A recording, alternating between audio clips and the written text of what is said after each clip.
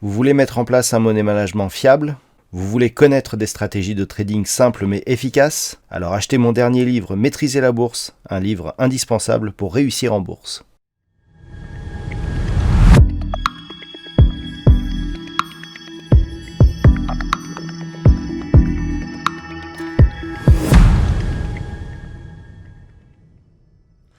Bonjour à tous et bienvenue sur boursicoté.com pour cette nouvelle analyse technique du CAC 40 en clôture avec une configuration qui a un petit peu éteint l'optimisme ambiant qui régnait hier après la clôture, puisque donc après cette séance qui était en forte hausse, on a consolidé aujourd'hui. On a testé toute la journée la zone des 6751 points, mais plutôt sous cette zone, puisque même en clôture, le CAC 40 à 6741,59 repère 0,74% par rapport à la clôture de la séance précédente.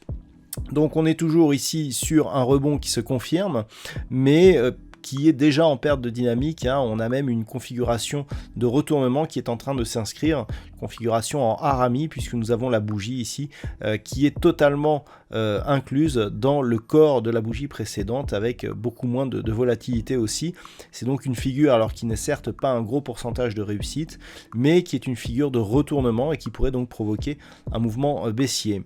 Du point de vue des indicateurs techniques, on reste toutefois sur une dynamique plutôt haussière au sens des histogrammes du MACD qui évolue toujours d'une manière positive, ainsi que pour le RSI qui, même s'il marque une trajectoire horizontale, même légèrement baissière par rapport à l'indication de la veille, reste sur une trajectoire globale qui reste plutôt bien orientée. Donc on a plutôt une perspective intéressante selon ces indicateurs. Et puis les volumes confirment, puisque sur cette séance qui est donc baissière, nous avons des volumes en nette baisse, ce qui laisse un petit peu une priorité, je dirais, à la hausse, puisque hier nous avions une forte hausse des volumes et une baisse aujourd'hui alors que la séance est baissière. Alors, pourquoi cette séance de baisse? Plusieurs éléments. Déjà, les éléments selon lesquels des pourparlers pour un cessez-le-feu étaient bien engagés ont été plutôt démenti, ou en tout cas non suivi d'effet aujourd'hui, puisqu'on parle encore de bombardement. Il y a eu des retours en arrière de la part de Vladimir Poutine, et puis on a eu des chiffres de l'inflation qui sont un petit peu venus tempérer l'optimisme des marchés. Tout cela a fait qu'on n'a pas eu de relais de la hausse qui a été impulsée sur la séance précédente.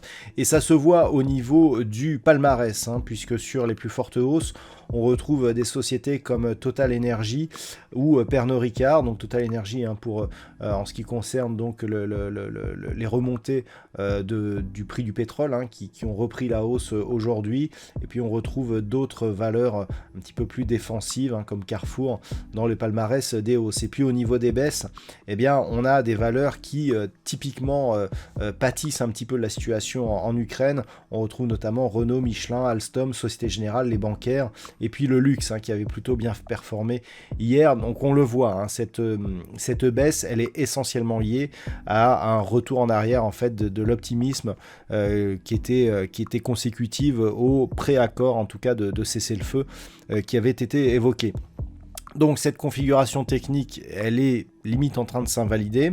Hier, je vous indiquais que c'était la zone des 6751 points qu'il ne fallait pas refranchir à la baisse pour ne pas invalider ici la belle impulsion que nous avions connue. C'est quelque part ce qui est un petit peu en train de se passer. Alors d'un point de vue un peu plus court terme, on avait cette zone de résistance ici à 6670 points, cette zone qui a servi de support à la séance d'hier. Tant que l'on ne repasse pas sur cette zone, on reste toutefois sur un petit biais haussier. Mais par contre, on attendait ici une poursuite en direction de la bande de Bollinger supérieure. Cette poursuite ne s'est pas du tout réalisée. Et le fait que l'on se stabilise avec ce petit mouvement de retournement est tout de même assez inquiétant. Donc, ce qu'il faudra surveiller pour demain, c'est une éventuelle transformation de cette configuration Et cette configuration, elle serait confirmée sur une rupture des 6670 points, qui de plus serait un signal ici comme quoi cette zone de résistance ne se transformerait pas en zone de support, ce qui invaliderait la poursuite du mouvement haussier.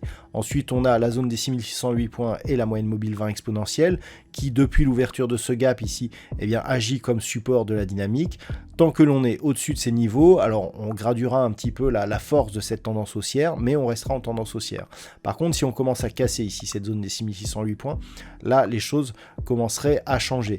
Tant que l'on reste au-dessus des 6751 points, et malgré l'hésitation que nous avons aujourd'hui, on reste potentiellement dans une dynamique haussière forte en direction ici des 6895 points, ce qui nous donnerait un signal de retour ici dans la zone d'évolution telle qu'elle était avant le conflit entre la Russie et l'Ukraine. Voilà donc les points à surveiller pour demain.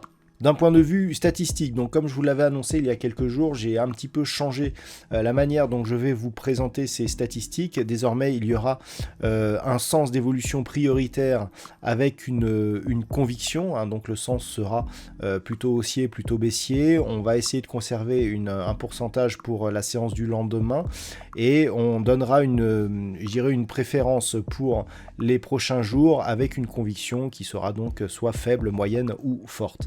Donc pour demain, eh bien, il semblerait que la probabilité soit plutôt baissière, mais avec une conviction assez modérée, puisque nous sommes à 52% de probabilité donc de baisse par rapport au niveau d'ouverture. Et cela semble se confirmer sur les jours suivants, et notamment vendredi, qui à partir du niveau donc d'ouverture de demain, semble assez baissier, et une conviction qui reste baissière donc même pour les jours suivants, et donc le début de la semaine prochaine avec une conviction moyenne. Voilà donc pour ce point CAC 40, je vous souhaite une bonne soirée, on se retrouve dès demain pour d'autres analyses techniques, toujours sur le site boursicoté.com.